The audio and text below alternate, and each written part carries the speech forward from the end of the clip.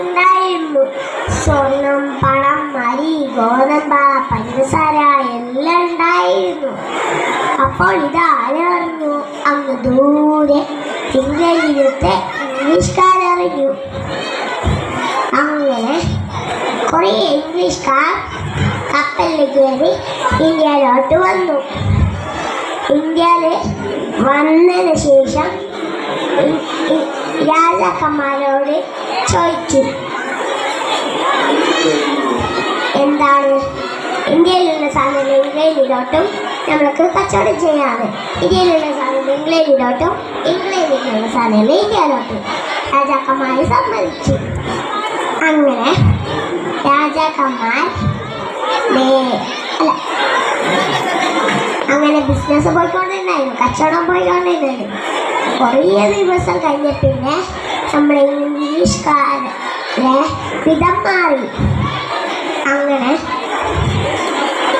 ഇംഗ്ലീഷുകാർ മെല്ലെ മെല്ലെ ഇത് പിടിച്ചെടുക്കാൻ തുടങ്ങി. എന്നിട്ട് രാജാക്കന്മാർ പറഞ്ഞു, ഇത് നമ്മുടെ നാടാണ്, ഇവിടെ നിന്ന് എന്തായാലും പോയേ പറ്റുമെന്ന്.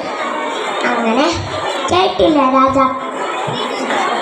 ഇംഗ്ലീഷുകാർ. അങ്ങനെ ഇംഗ്ലീഷുകാർ ഇന്ത്യക്കാരോട് യുദ്ധത്തിൽ പോയി. ഇന്ത്യക്കാരെ തോൽപ്പിച്ച് രാജാക്കന്മാരെ കൊന്നുകളഞ്ഞു. അങ്ങനെ രാജാക്കന്മാരെ തോൽപ്പിച്ച് കൊന്നുകളഞ്ഞു. വീണ്ടും ഈ ഫൈറ്റ്, വീണ്ടും ഈ യുദ്ധം ഇങ്ങനെ പോയിക്കൊണ്ടിരുന്നു. കുറേ ദിവസം കഴിഞ്ഞ പിന്നെ ഓഗസ്റ്റ് 15, 1947 ഒരു കപ്പലിൽ കയറി ഇന്ത്യ വിട്ടു പോയി. ഇന്ത്യ നമുക്ക് സ്വന്തമായി. അങ്ങനെ ഇന്ത്യക്ക് ഇൻഡിപെൻഡൻസ് കിട്ടി.